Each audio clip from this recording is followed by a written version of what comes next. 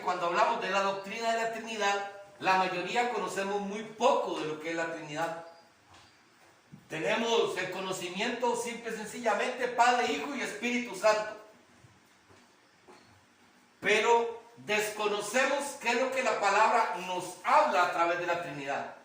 Y una de las cosas que tal vez nos parezca increíble, pero la palabra Trinidad no se encuentra en toda la Biblia. Usted no va a encontrar la palabra Trinidad en ninguno de los libros de la palabra, ni en los evangelios, ni en las cartas, en ningún lado. Pero ya hemos venido teniendo varios cultos que hemos venido hablando con respecto a la Trinidad. Y hemos más que evidenciado, tanto en el Nuevo Testamento como en el Antiguo, que hace referencia de la Trinidad. Todo lo que habla de la Trinidad nos da más que evidencias de que existe. ¿Cómo podríamos nosotros decir que es la Trinidad? Para que nos pueda entender don José y doña Miriam de lo que hemos venido hablando brevemente, hablamos de que la Trinidad son tres personas: Dios Padre, Dios Hijo, Dios Espíritu Santo. El Padre es Dios, el Hijo es Dios y el Espíritu Santo es Dios, pero es un solo Dios. Ese es el misterio de la Trinidad. ¿Qué es lo más interesante de toda la Trinidad? Que los tres tienen el mismo poder, porque los tres son Dios. Pero cada uno cumple una función distinta en esta tierra y en el universo, todo lo que fue creado. Y una pregunta que hicimos y la mayoría también desconocíamos, le pregunto a doña Miriam o a José: ¿quiénes creen ustedes que creó el mundo? Dios. Pues fíjense que el que creó el mundo fue el Hijo, no el Padre. La palabra de Dios, y eso lo podemos ver en Juan capítulo 1, que dice, Juan capítulo 1, que dice: el verbo era Dios y el verbo era con Dios. Y todas las cosas fueron hechas para Él. Vamos a buscarlo, nada más para leerlo rápidamente.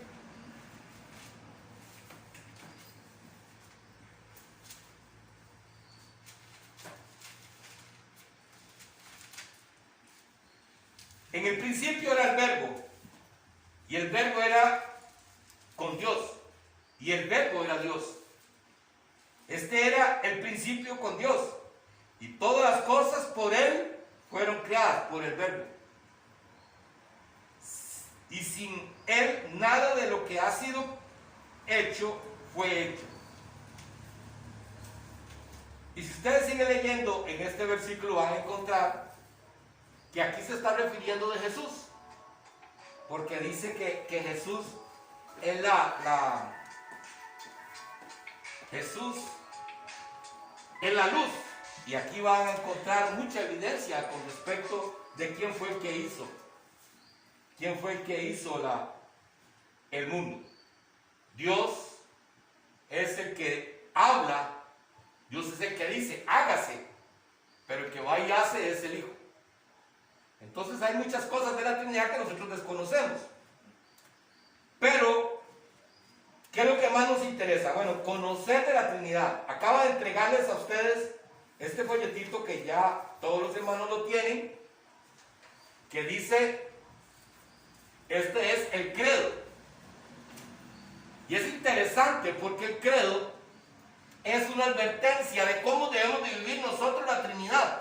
Y entonces si decimos cómo debemos de vivir nosotros la Trinidad, es cómo debemos de vivir nosotros para el Señor. Nuestra vida cristiana, cómo debemos vivirla. Y vean la advertencia que nos hace en este credo. El credo, para que ustedes me entiendan, el credo no es para que nosotros lo leamos como una oración, no es para que lo aprendamos para leerlo como una oración. El credo es para que sepamos qué es la Trinidad, para que vivamos conforme a la Trinidad. Porque vea lo que dice al principio. Todo el que quiera salvarse debe de ante todo mantener la fe universal. El que no guardare esta fe íntegra y pura, sin duda perecerá eternamente. El que no viva conforme a la Trinidad, que nuestra fe, entonces, el que no viva conforme a esta Trinidad, perecerá eternamente.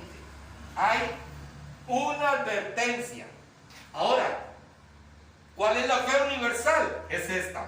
Adoramos a un solo Dios en Trinidad, y en Trinidad, en unidad, sin confundir las personas, ni dividir la sustancia, porque es una la persona del Padre, otra la persona del Hijo y otra la persona del Espíritu Santo. Mas la divinidad del Padre, del Hijo y del Espíritu Santo es toda una igual la gloria y en una misma majestad. Esta es la fe universal. Creer en la Trinidad, pero que son una sola unidad. Y nosotros tenemos que vivir con eso. ¿Qué es lo importante de conocer esto, mi hermano y mi hermana? Mis hermanos. Que nosotros tenemos que conocer para no ser engañados. Es muy fácil que nosotros seamos engañados. Y hemos estado hablando de las herejías de la Trinidad. ¿Y saben ustedes qué quiere decir herejías?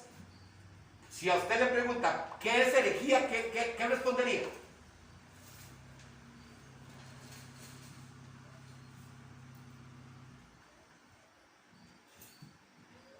Le estoy pidiendo a ustedes porque ya la hermana Jessica, ya esto lo vimos. Si a ustedes le preguntan qué es herejías, ¿qué pensarían ustedes? ¿Qué quiere decir herejías? No. No, bueno. Es que lo importante es eso, mi hermano. Es venir porque necesitamos aprender. Y todos necesitamos. Vieron lo que yo he aprendido con esto, porque en realidad ha sido algo maravilloso. Herejía quiere decir, significado de herejía, rechazar la enseñanza bíblica. Rechazar la enseñanza bíblica. Y es porque muchos hemos escuchado muchas cosas y como no tenemos conocimiento de lo que dice la palabra, somos muy fácil engañados. Facilito, porque hay cosas que suenan muy bonitas y parecieran buenas. Por eso la palabra de Dios nos advierte: el diablo se viste de ángel de luz. Hay cosas que dicen, no, pero si es que eso es bueno. Pues no tan bueno. Entonces tenemos que estar preparados. Y entonces hemos venido hablando de que hay herejías dentro de este mundo que hablan, y dentro de la iglesia, que se habla de la Trinidad y se hablan cosas que no son ciertas. ¿Como cuáles? Hemos visto, tenemos 3 puntos, estamos estudiando. Hemos visto el primero y ya vamos a iniciar con el segundo. Pero rápidamente hay 3 puntos: el modalismo, el arrianismo y el triteísmo. Son 3 puntos que enseña que eso puede ser la Trinidad, pero conforme a la palabra no lo es. Y entonces yo le voy a hacer a ustedes esta pregunta, ojalá para que podamos ir bien claros hoy con lo que dice la Trinidad. El modalismo hace mención de que don José, ¿cuál es su trabajo, don José? Disculpe. ¿No? ¿Cuál es su trabajo? ¿En qué se dedica? Ahorita, plantas ornamentales. ¿Ya? Bueno, es como, digámosle que fuera como agricultor, ¿verdad? Sí, Sí, bueno, entonces, usted es agricultor, usted es padre y usted es hijo. Son tres cosas diferentes.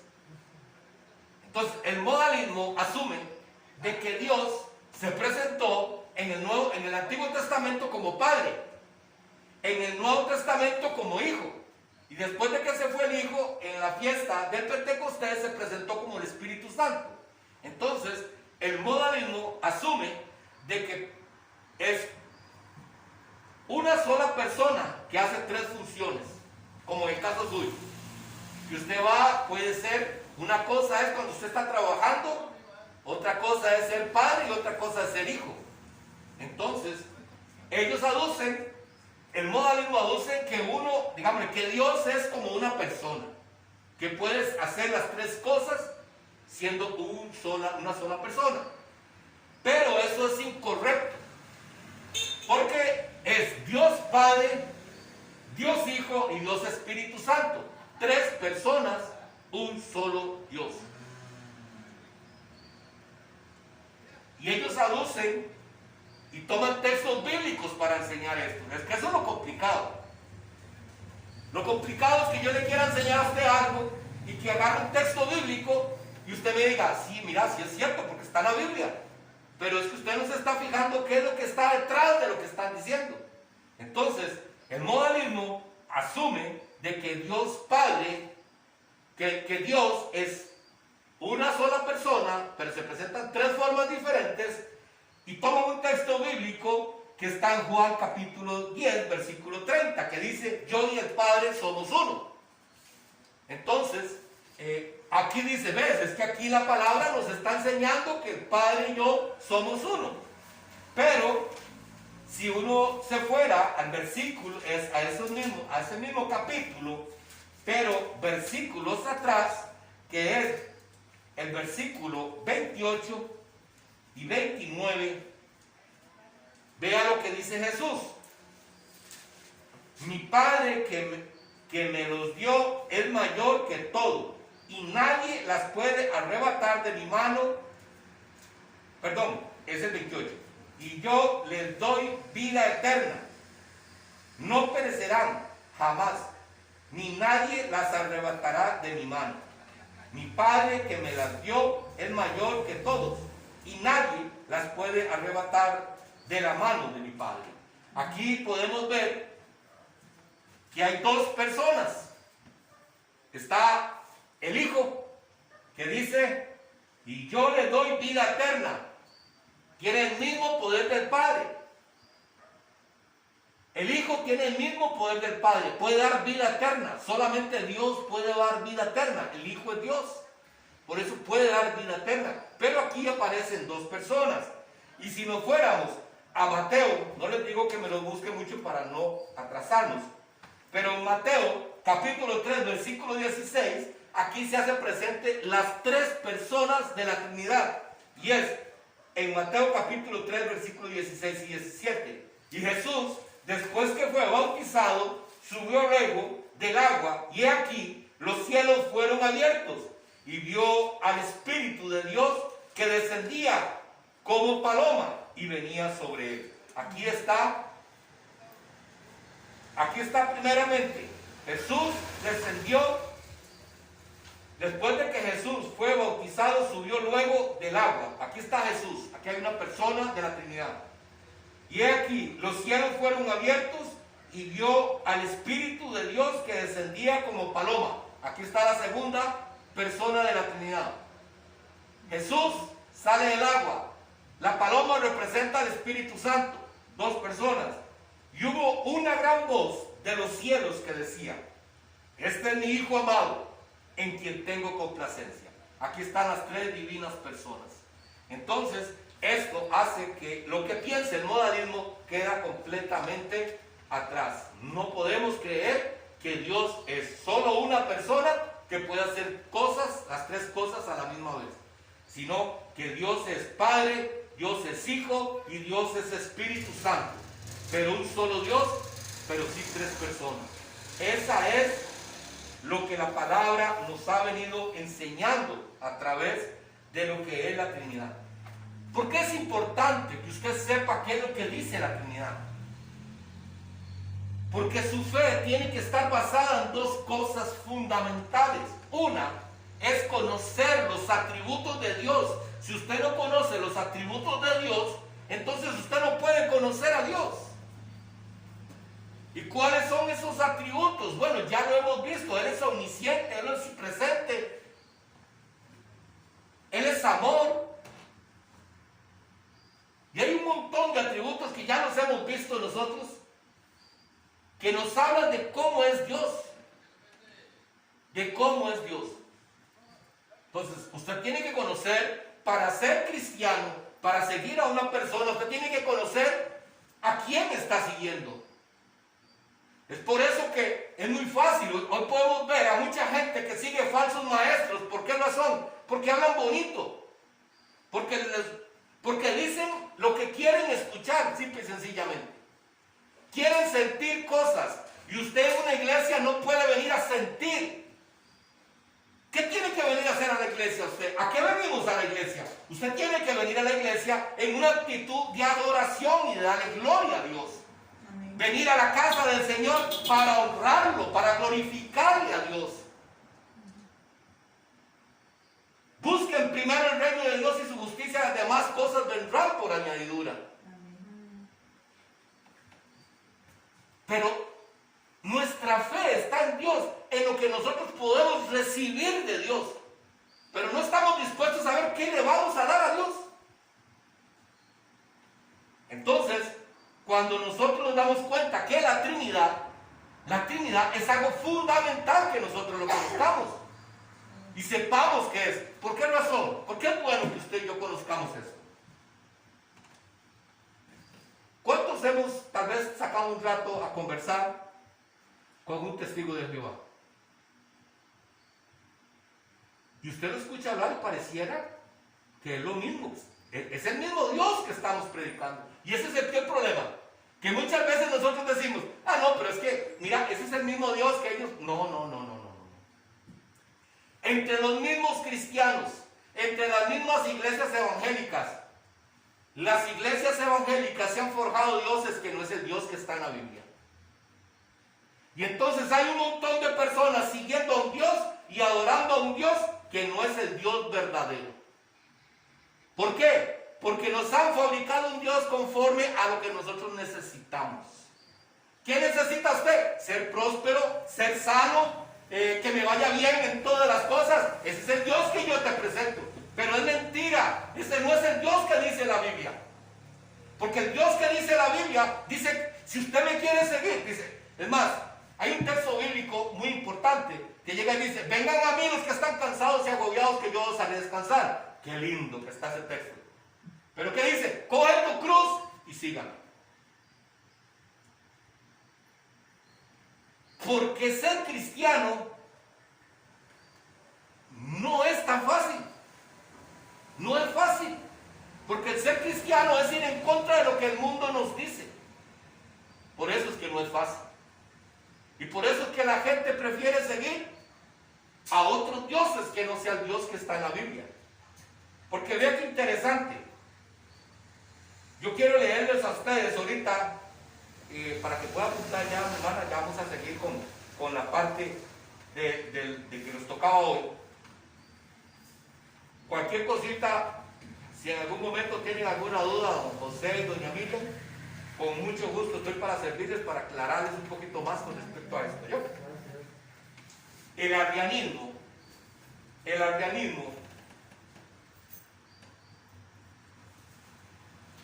¿qué es arrianismo?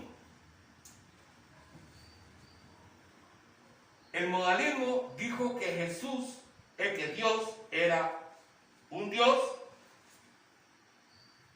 una sola persona que podía hacer tres cosas diferentes. Eso es lo que aduce el modalismo. El arrianismo da otra enseñanza. Niega la plena deidad del Hijo y del Espíritu Santo. Yo les pregunto a ustedes, ¿Jesús fue hecho? ¿O el Espíritu fue hecho?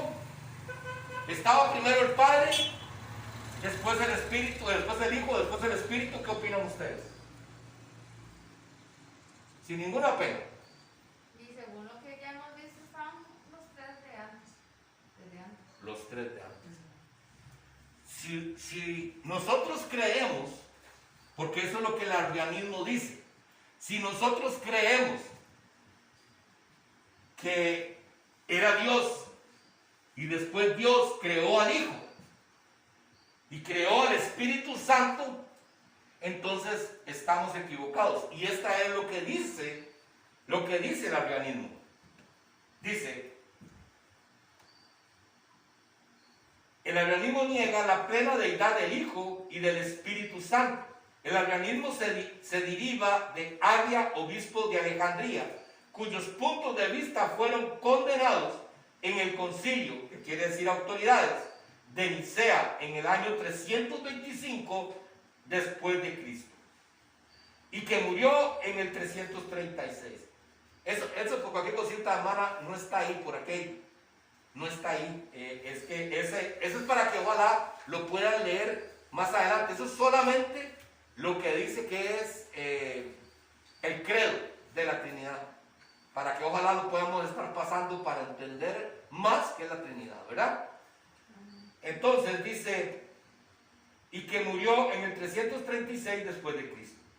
Este hombre enseñaba que Dios Padre en cierto momento creó al Hijo, y que antes de ese tiempo el Hijo no existía, ni tampoco el Espíritu Santo, sino solo el Padre. Los arrianos dependen fuertemente de textos bíblicos para defender su teoría que Cristo es unigénito, y utilizan estos textos. Es que esto es lo interesante de esto. El engañador no te va a poner en contra de la palabra. Oiga lo que les estoy compartiendo. El engañador no te va a llegar y te va a decir que todo lo que está en la Biblia está mal. El engañador lo que va a hacer es agarrar cosas verdaderas de la Biblia, pero meter ciertas cosas que no son de la Biblia para engañarnos.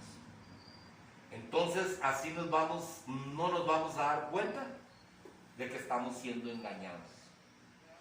Ese es el cuidado que tenemos que tener. Porque miren, dice que el arrianismo utiliza estos textos bíblicos, y vamos a ver Juan capítulo 1 versículo 14.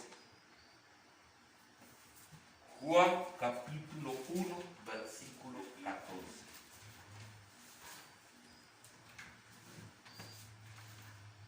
Amén.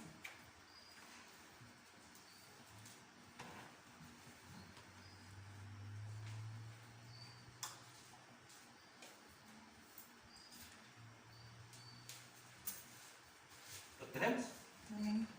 Dice la palabra: y aquel verbo fue hecho carne y habitó entre nosotros, y vimos su gloria, gloria como del unigénito Padre, unigénito del Padre, y lleno de gracia y de verdad. Vamos a seguir leyendo para después explicarles una situación. Juan capítulo 3, versículo 16 al 18.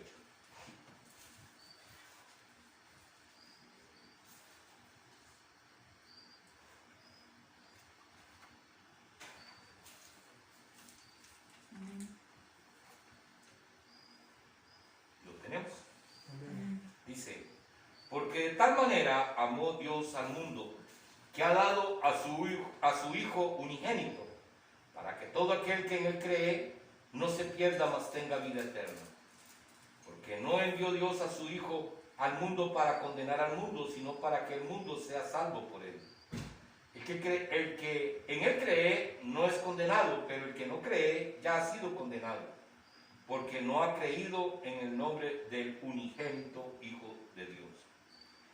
Y busquemos Primera de Juan, capítulo 4, versículo 9. Primera de Juan, capítulo 4, versículo 9.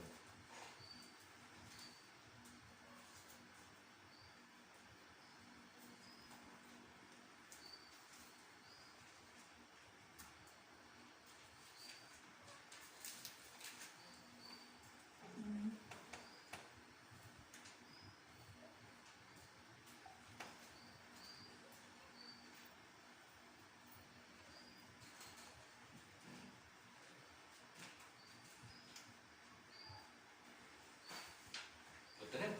Amén. Amén. Dice la palabra: en esto se mostró el amor de Dios para con nosotros, en que Dios envió a su Hijo unigénito al mundo para que vivamos por él. Entonces,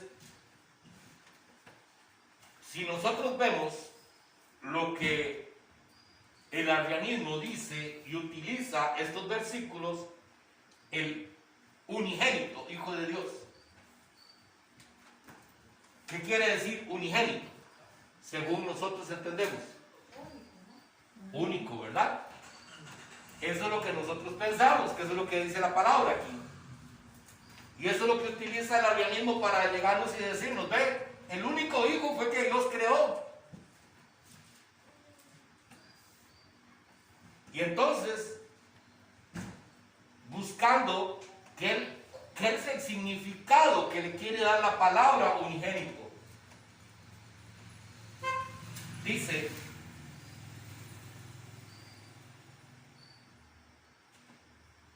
cuando la Biblia habla de unigénito, no significa hijo único, ya que esa condición contradice la misma Biblia.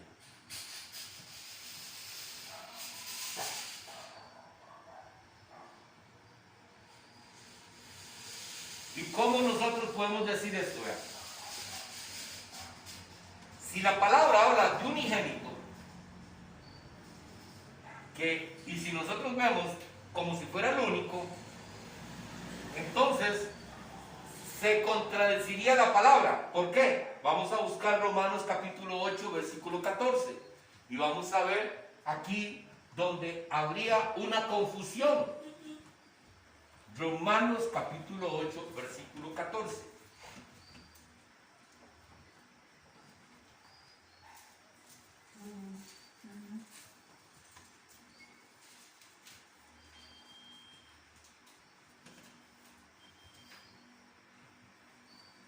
Dice la palabra: porque todos los que son guiados por el Espíritu de Dios son hijos de Dios.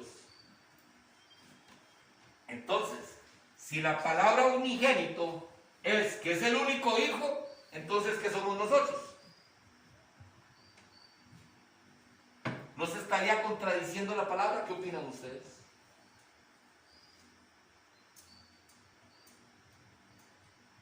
¿Ah? Pareciera que se está contradiciendo la palabra. Porque si dice que el unigénito Hijo de Dios, y si nosotros pensamos lo que nosotros pensamos, que unigénito quiere decir el único, entonces la Biblia sí se está contradiciendo, porque dice que todos los que son guiados por el Espíritu Santo somos hijos de Dios. Entonces ya no tendría solo uno, sino todos nosotros somos hijos. Y hay una respuesta a esto. ¿Qué es lo que nos habla la palabra unigénito? Unigénito se refiere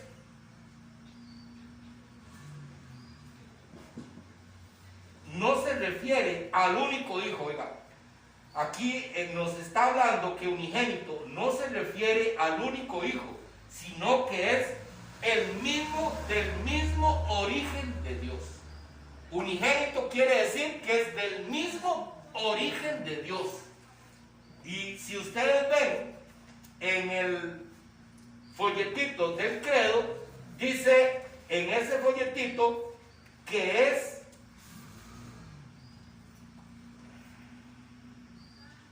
en el segundo párrafo dice: adoramos a un solo Dios en Trinidad en unidad y sin confundir las personas, ni dividir la sustancia. Ni dividir la sustancia. Una sola sustancia, un solo origen. Es un solo Dios, no lo podemos dividir. Entonces, cuando la palabra aquí habla de unigénito, quiere decir que es de la misma sustancia de Dios. Por eso es que no podemos decir que ahí la palabra está diciendo de su único Hijo, sino que de la sustancia de Dios. Entonces leeríamos aquí en la palabra,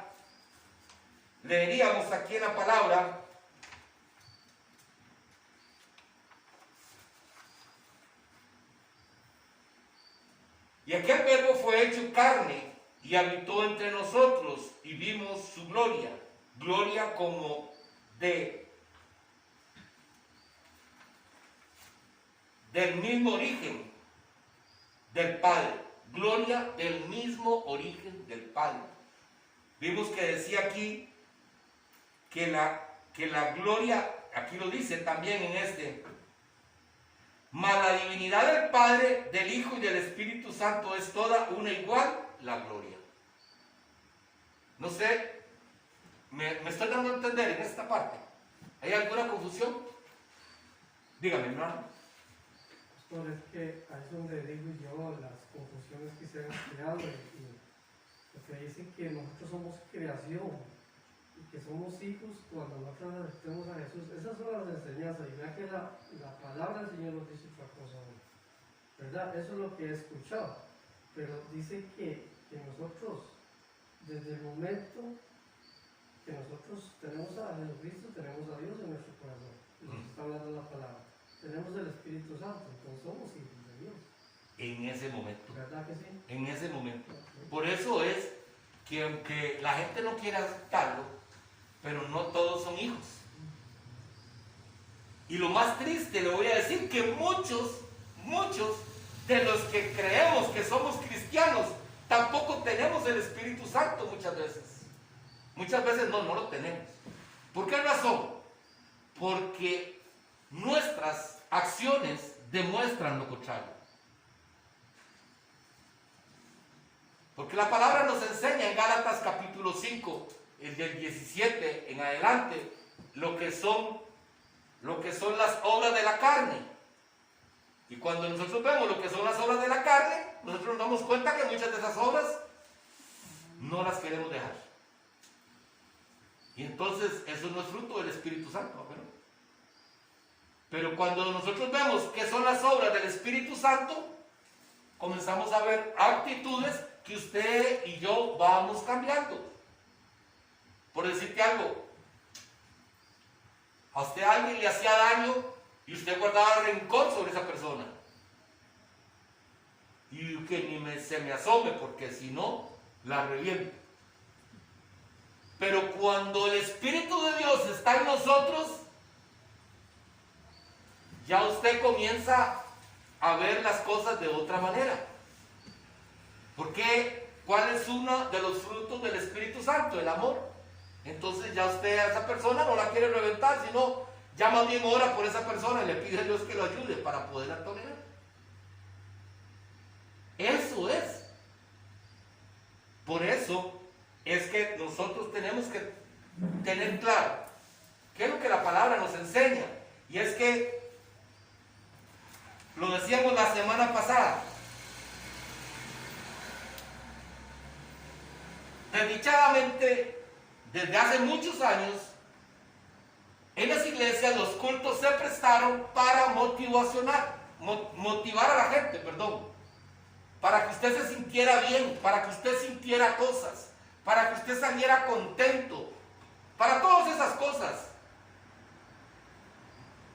Pero si vemos a lo que dice la palabra, ¿para qué fue la palabra escrita? Para que Dios nos dejó la palabra es lo contrario de lo que usted quiere recibir en un culto. Si usted quiere venir a un culto, ay, yo es que quiero ir a la iglesia hoy porque me he sentido muy cargada y yo voy para que el Señor me cargue de nuevo las pilas. Vengo con muchos problemas, yo quiero que el Señor me restaure y venimos con una actitud equivocada a la iglesia. Porque ¿qué es lo que dice la palabra? Dice la palabra que el Señor dice que Él dejó su palabra para redarguir, para confrontar, para prepararnos para toda buena obra. Entonces, ¿qué es lo que viene a hacer la palabra? Vea, comience a leer el libro de los Hechos. ¿Qué es lo que hacía Pablo? Pablo iba como con los tacos de frente. Pablo llegaba y le decía, es que ustedes fueron los que mataron a Jesús. Es que ustedes estaban idolatrando estatuas que nada tienen que ver. Así va Pablo. La palabra de Dios iba para confrontar. Para confrontarnos. Si usted y yo no somos confrontados con el pecado, nosotros no vamos a cambiar. Para eso necesitamos la palabra. La palabra es la que nos va a ir perfeccionando a nosotros. Pero si usted quiere sentir cosas en un culto, lo que se está moviendo son tus emociones. Y lo que te salva es el conocimiento a la palabra. Porque entre más conozcamos de Dios, sabemos que la salvación es por gracia, no por obras. Eso lo conocemos nosotros. Pero ¿cómo vamos a entregar nuestra vida a alguien que no conocemos? ¿Cómo? Y muchas veces decimos que yo le entregué mi vida a Jesucristo. ¿Y qué es entregar su vida a Jesucristo? ¿Qué hizo Pablo cuando entregó su vida a Jesucristo? ¿Qué hizo Pablo cuando cayó del caballo? Cuando se dio cuenta que fue Jesús que le estaba hablando. ¿Qué le dijo? ¿Qué quieres que haga?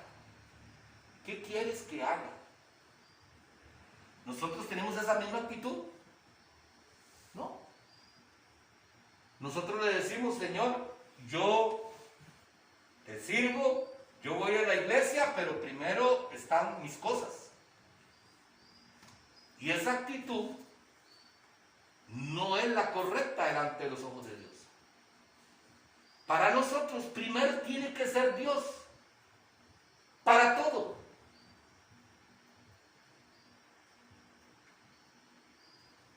Y esa parte nos ha costado muchísimo. Porque nosotros, por muchos años, hemos venido, y les digo porque yo fui uno de ellos también, buscando sentir cosas dentro de la iglesia, ver cosas. Si vemos que en una iglesia ocurrió un milagro, ahí está el Espíritu Santo, aunque no haya palabra. Y eso no es cierto. Porque la palabra de Dios nos enseña que en los últimos tiempos vendrán maestros y enseñarán y harán prodigios y milagros para engañar aún a los ya escogidos. Entonces no se trata de que le pongamos las manos a alguien y que alguien sea sano. Eso no es señal de que el Espíritu Santo esté aquí. Señal de que el Espíritu Santo esté aquí es que la palabra te confronte y te haga cambiar las actitudes a cada uno de nosotros. Eso es señal de que el Espíritu Santo. ¿Quiénes son hijos? Según lo que dice la palabra, los que reciben el Espíritu Santo de Dios. Esos son hijos. El resto somos criaturas. Entonces, si nosotros nos vemos a esta palabra,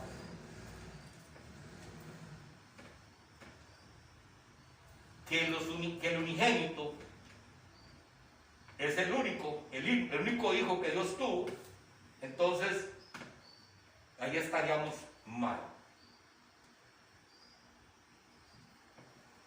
Para ir terminando, porque el tiempo se nos va volado. Colosenses capítulo 1, versículo 15. Espero poderlos ver la otra semana para poder continuar, porque esto está increíblemente bueno. Pastor, uno, ¿qué? Colosenses capítulo 1, versículo 15. Gracias.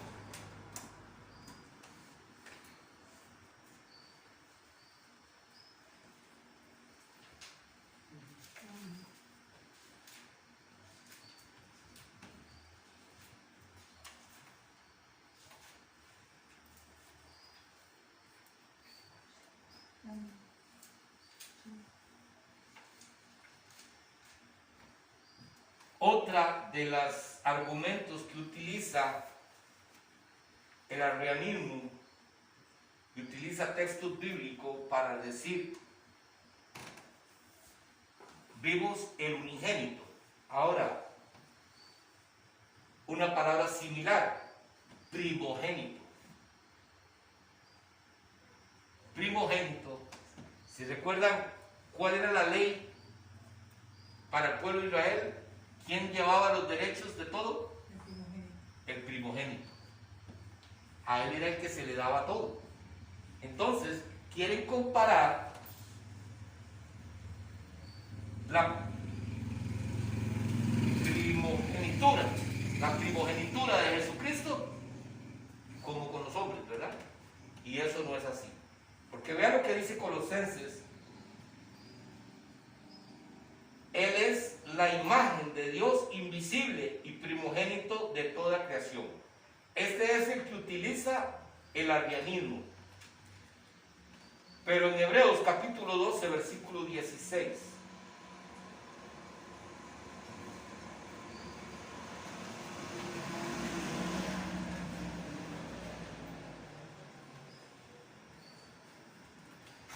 Hebreos capítulo 12, versículo 16, dice la palabra.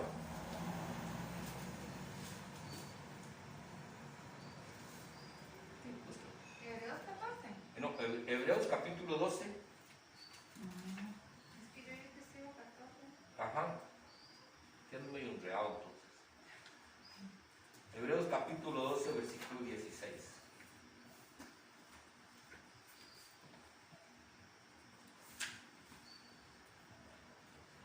Dice, no sea que haya algún fornicario o profano como Esaú, que por una sola comida vendió su primogenitura.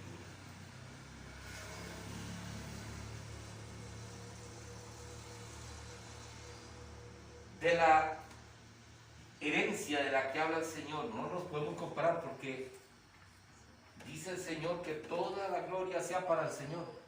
Toda la gloria es para nuestro Señor Jesucristo. Y esto lo vamos a ver más adelante. Bueno, voy a leer esto y vamos a dar estos capítulos para más adelante, la otra semana. Primer punto. Si Jesús fuera creado, la expiación de nuestros pecados estaría en juego. ¿Podría una criatura soportar toda la ira de Dios contra todos nuestros pecados? Esas son preguntas que tenemos que hacernos. Si Jesús fuera creado, ¿podría una persona soportar la ira de Dios por expiación de nuestros pecados? Segunda, la justificación por la fe sola queda amenazada si negamos la plena deidad del Hijo. Esto se ve hoy en la enseñanza de los testigos de Jehová, que no creen en la justificación por la fe sola. ¿Qué es la justificación por la fe sola? Que usted lo único que necesita es creer que si usted recibe a nuestro Señor Jesucristo y usted deja que tome el control de su vida, usted va a ser salvo. El asunto es, ¿le hemos entregado nuestra vida a Jesús?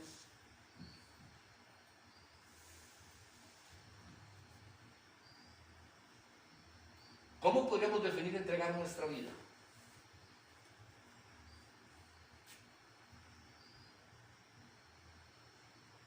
¿Cómo podríamos decir? si yo entrego mi vida a esta persona, sabemos que nosotros fuimos comprados. Dice la palabra que somos esclavos de Dios. ¿Sabían ustedes que somos esclavos? ¿Verdad que sí? Porque muchas veces hemos creído, no, es que el Señor vino y nos hizo libres. Entonces yo soy libre. Yo no soy esclavo. Pero dice la palabra que el que hace la voluntad de uno, esclavo de ese es. Entonces, si usted quiere hacer la voluntad del mundo, es esclavo para la muerte. Pero si usted quiere hacer la voluntad del Padre, es esclavo para justicia, para vida eterna. Entonces, cuando nosotros decimos que yo le he entregado mi vida a Jesucristo, lo estamos haciendo. ¿Usted cree que Jesucristo entregó su vida por ti? ¿Verdad que sí? ¿Y qué dio Él? ¿Qué dio Él para entregar su vida por nosotros? Todo. Él lo dio todo. Él no se guardó nada. Él dio todo. Primero, empezando nomás, dio su gloria para venirse en forma de hombre. Pero después entregó todo. Entregó su vida por usted y por mí. Y nosotros, porque dice la palabra que el que no es capaz de dejar padre, madre, hijos por mí no es digno de mí. Pero dice, pero aún más, el que no es capaz de dar su vida por mí no es digno de mí. Entonces, le hemos entregado nosotros la vida, nosotros a Jesucristo. ¿Estamos viviendo para la gloria de Cristo o para nuestra propia gloria? ¿Queremos alcanzar nosotros los propósitos celestiales o nuestros propósitos? ¿Tenemos metas espirituales o metas del mundo? Porque nosotros pensamos en una casa, pensamos en un carro, pensamos en un viaje, pensamos en esto, pensamos para la gloria. ¿Qué estamos pensando? ¿Qué voy a hacer yo para que la gloria de Dios se manifieste en este lugar? ¿Qué voy a hacer yo para que la obra de Dios crezca y continúe? Nuestros propósitos son solamente, meramente personales. Y vea lo que seguí diciendo. Entonces,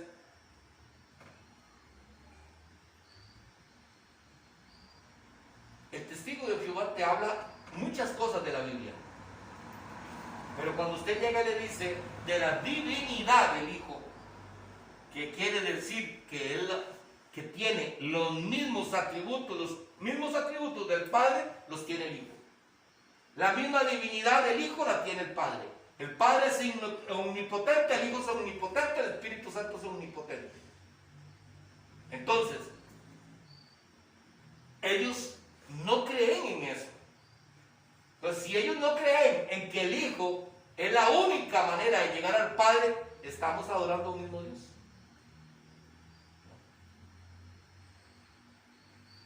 Y si la única manera de llegar al Padre es a través del Hijo,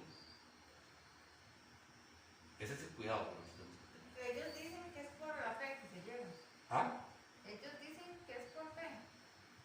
Pero no la fe en Jesucristo, sino en Jehová. Porque ellos no aceptan a Cristo como Dios. Ellos no creen en la divinidad del Hijo. Por eso es que ellos no creen en milagros. Y tenemos que tener mucho cuidado, porque ellos son preparados de una manera tan eficaz para enseñar que nos pueden confundir a cualquiera. Por eso es necesario que ustedes y yo sepamos qué es lo que dice la Trinidad conforme a la palabra. Últimos 2 puntos. Si Jesús no es Dios infinito, ¿deberíamos orar a Él o adorarle? ¿Quién sino un Dios infinito, omnisciente, podría oír y responder a todas las oraciones de todo el pueblo de Dios? ¿Y quién sino Dios mismo, el digno de adoración? En verdad, si Jesús no es más que una criatura, por grande que sea, ¿sería idolatría adorarle? La cuarta, si alguien enseña que Cristo fue un ser creado, pero con todo Él nos salva, esta enseñanza erróneamente empieza a atribuir crédito por la salvación a una criatura y no a Dios mismo. Pero esto exalta erróneamente a la criatura antes que el Creador. Qué interesante que es esto. Si nosotros comenzamos a creer que Jesús fue una criatura, ¿por qué debemos adorarle? Y acabamos de darnos cuenta en 1 Juan capítulo 10 versículo 28 que Jesús dijo que Él era el que salvaba. Él daba la salvación. ¿Se recuerdan? Que lo acabamos de ver. Entonces, ¿cómo Él va a salvar si Él es una criatura? Y no lo busquen, porque la otra semana lo vamos a volver a ver. Nada más se lo quiero leer para que no nos vayamos confundidos. Romanos capítulo 1 versículo 25 dice la palabra: ya que cambiaron la verdad de Dios por la mentira, orando y dando culto a las criaturas antes que al Creador, el cual es bendito por los siglos. Amén. Entonces, hermanos, esta otra palabra, ahora, ¿a qué nos lleva? ¿Es el mismo Dios que profesa el catolicismo que el que dice la Biblia? ¿Qué creen ustedes?